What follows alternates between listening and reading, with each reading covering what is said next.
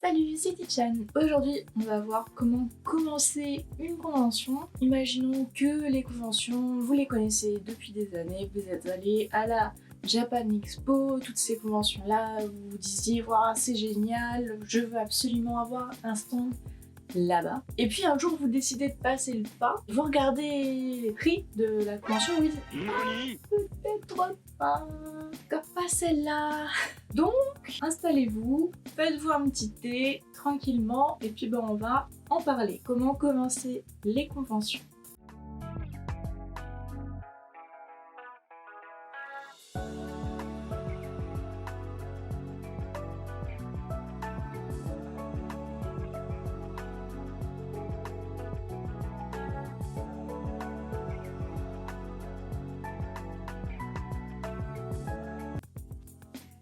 Pour savoir comment commencer les conventions, vous allez d'abord faire des recherches Google ou autres sur vos autres moteurs de recherche. Vous allez chercher les conventions qui sont près de chez vous ou celles auxquelles vous voulez assister si vous avez déjà une idée. En général, je crois qu'il y a un agenda disponible de toutes les conventions. Surtout, disez bien que si vous voulez une convention manga, marquez bien manga après parce qu'il y a des conventions de plein de thèmes différents, donc essayez d'adapter votre thème. Nous on parle manga ici, donc c'est normal que je focalise un petit peu là-dessus. Après, une fois que vous avez été voir au niveau de l'agenda, vous allez avoir toutes les conventions, ou presque toutes parce qu'il y en a certaines qui sont pas répertoriées. Vous allez ensuite aller sur le site de chaque convention, vous allez envoyer des mails pour s'inscrire, vous allez dans sa fiche contact, vous avez l'adresse mail pour les contacter directement, vous dites juste bonjour, je suis un tel, voilà ce que je fais, voilà ce que je propose, j'aimerais participer à la convention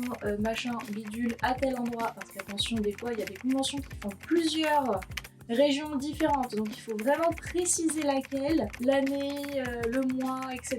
Vous allez recevoir un dossier exposant qu'ils vont vous envoyer, donc là vous aurez ensuite les tarifs.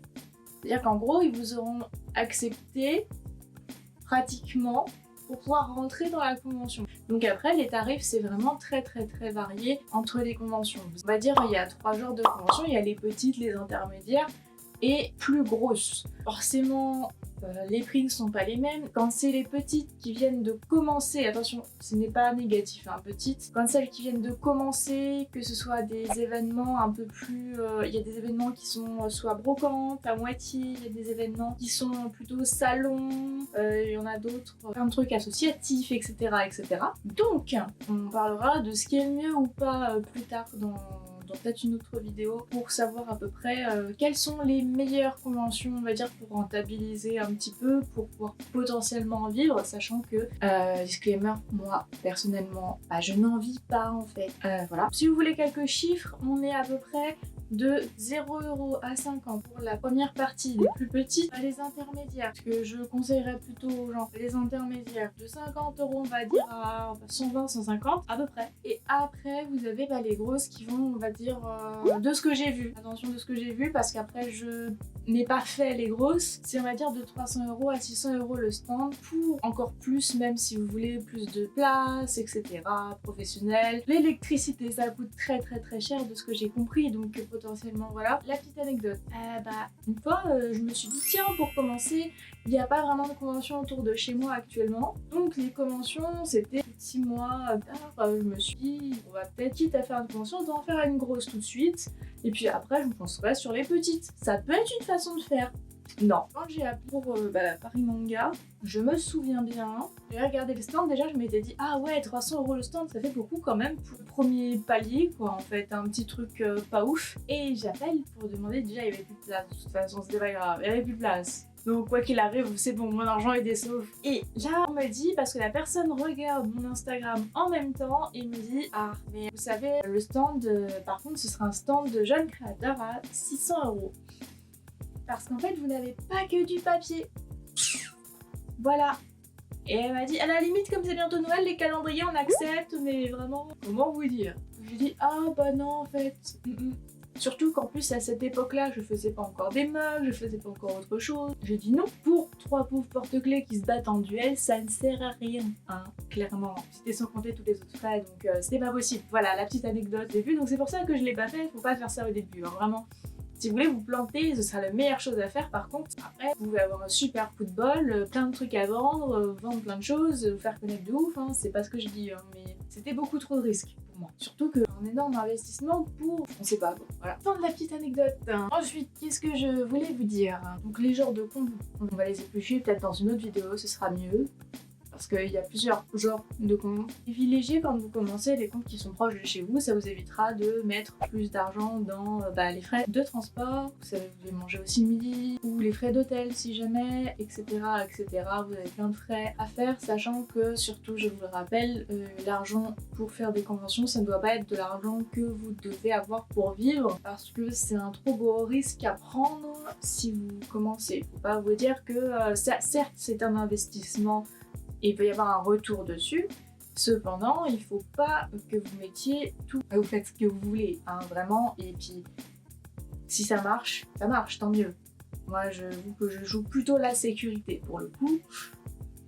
Et même avec ça, des fois, on se retrouve avec de sacrées surprises. Mais bon, donc ça doit être vraiment de l'argent en plus dont vous n'avez pas besoin et que vous vous dites peut-être, potentiellement, et tant mieux si ça m'apporte de l'argent, ça peut être la meilleure chose à faire pour débuter en tout cas. Après, quand vous passerez du côté plutôt pro et que vous voudrez vraiment en vivre, de toute façon, vous aurez déjà tâté le terrain plein de fois, vous aurez fait plein d'autres choses. Le stand que vous allez avoir va évoluer. Déjà au fur et à mesure des conventions, vous allez évoluer, votre stand va évoluer, et puis même la situation actuelle va évoluer encore une fois. Je vais montrer après quelques images de mon stand, on va dire, des premières conventions, parce que j'en ai fait en fait du premier, on va dire du petit premier palier et du deuxième palier. Voilà, moi j'ai fait ces deux-là, parce que pas l'argent, surtout pour débuter, quand vous n'avez pas forcément énormément d'argent à mettre dedans au début, vous avez aussi d'autres choses à payer, etc., etc. Tout ça c'est un énorme investissement. Donc comment commencer une convention? On a dit recherchez, faites ça près de chez vous, ça vous évitera plein de frais supplémentaires. Parce que tout ça, c'est un énorme coût. Quand vous aurez les dossiers exposants, il faudra que vous pensiez à les payer. Hein. Voilà. Souvent, c'est des fois par virement, des fois c'est par chèque à envoyer. Donc faites bien attention à ça. Faites attention aussi au fait que les conventions, ça se prépare des mois en avance. Donc restez un petit peu proactif, regardez un peu partout. Il y a des fois vous savez qu'il y a une convention qui se fait, vous allez envoyer un message et puis on va vous dire « Ah bah non, on n'a pas encore les dossiers ». Dire « Ok ».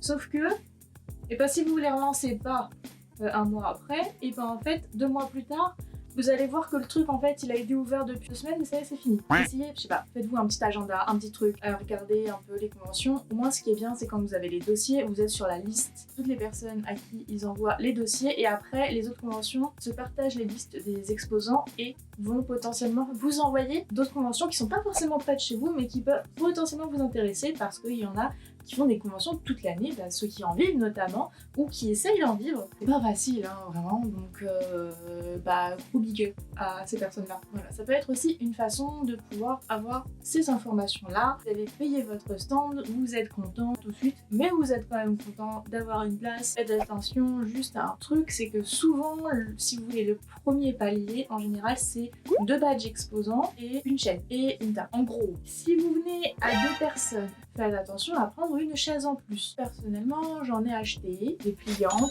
c'est pas cher, et je les trimballe avec moi dans ma voiture parce que ça m'évite de payer des balles supplémentaires pour une chaise quand même. Si on peut éviter, on évite. Donc pensez à ça et pensez surtout, vous n'êtes pas obligé de ramener quelqu'un, mais là c'est bien. Quand vous avez quelqu'un en plus avec vous, ça peut toujours être super cool. Parce que déjà c'est une sorte d'aventure quand vous le faites. Vous allez pouvoir passer le temps plus simplement, votre stress sera moindre parce que vous allez être en bonne compagnie, vous allez avoir quelqu'un pour vous aider à monter votre stand, à le défaire, à gérer les ventes, etc. Et puis pouvoir aller aux toilettes c'est bien aussi, parce qu'on n'en parle jamais mais c'est un peu relou si vous êtes tout seul, ça se fait mais c'est relou. Puis même après, vous pouvez l'envoyer n'importe où dans la convention faire son petit tour, hein, c'est pas très grave. Ou s'il veut faire un tour de base, c'est très bien hein, aussi, comme ça tout le monde est content, hein. Vous avez quelqu'un pour aider et puis lui il peut se balader tranquille dans la cour. Je veux dire, tout le monde est content, vraiment. Donc pensez-y aussi à amener potentiellement quelqu'un mais c'est pas nécessaire. Vous pouvez le faire sans, toujours réussir à avoir quelqu'un. Donc je ne sais pas trop comment on gère ça sans, mais il y en a qui en parlent. Regardez bien les vidéos sur YouTube ou peut-être d'autres plateformes, il y en a peut-être d'autres. Tout ça pour vous dire comment en fait s'inscrire en convention, c'est bien. J'ai oublié de parler d'un petit truc, c'est que quand vous vous inscrivez en convention, normalement il me semble, dans mes souvenirs, vous devez avoir un numéro de SIRET. Voilà, le numéro de SIRET, c'est ce qui définit en fait votre statut professionnel, on va dire. En gros, votre statut professionnel est, par exemple, moi je suis auto-entrepreneuse, donc j'ai un numéro de SIRET. Du coup, je peux aller à une convention. J'ai des trucs, les papiers à donner et tout, mais c'est ce qu'on me demande pour faire un dossier exposant. Je crois que vous ne pouvez pas que vous puissiez, si vous n'êtes pas pas forcément auto-entrepreneur, mais si vous n'avez pas de numéro de SIRET ou sirène ou insérer ce statut, je crois que vous ne pouvez pas accéder à être exposant comme ça. Je ne suis pas sûre. Peut-être que dans les plus petites, c'est possible parce que c'est moins, c'est moins compliqué à gérer administrativement, mais en tout cas, dans le deuxième palier, c'est sûr, à chaque fois j'ai dû rentrer mon numéro de SIRET, tout le temps. J'ai mis une réserve là-dessus, mais juste faites attention dans ce cas-là si vous voulez vous lancer. Mais c'était important quand même à préciser au cas où.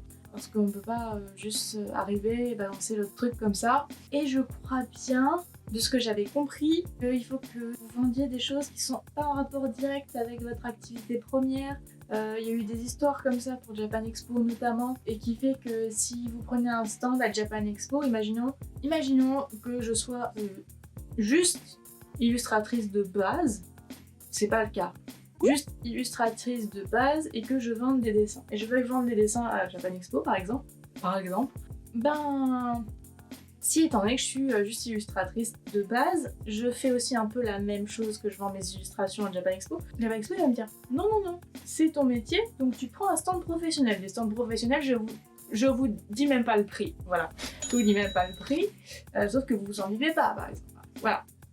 Et par contre, si je dis mon cas actuel, je suis infographiste 3D, donc moi à la base, mon métier premier c'est de la 3D. Je vends des illustrations 2D, des trucs manga, etc. Bah là, Japan Expo va me dire ok, c'est bon, puisque c'est pas votre activité première, principale. Voilà. Normalement, si vous en faites des plus petits, vous n'avez pas ce souci-là. Mais j'en ai entendu pas mal avoir ce problème. Moi, je touche vraiment à tout, donc c'est pas très... ça m'a jamais touché personnellement, mais ça méritait d'être dit, voilà. Si jamais vous avez un petit peu plus d'informations ou autre, n'hésitez pas du coup à les mettre en commentaire. Vous avez des questions aussi par rapport aux conventions, n'hésitez pas à les poser. Abonnez-vous pour d'autres vidéos que je vais faire sur ce thème-là, parce que là on a vu comment s'inscrire donc à une convention. Faites vos propres expériences, prenez un stand et voyez comment vous allez petit à petit le faire évoluer. Sur ce, je crois que j'ai tout dit. Je vous dis à très bientôt.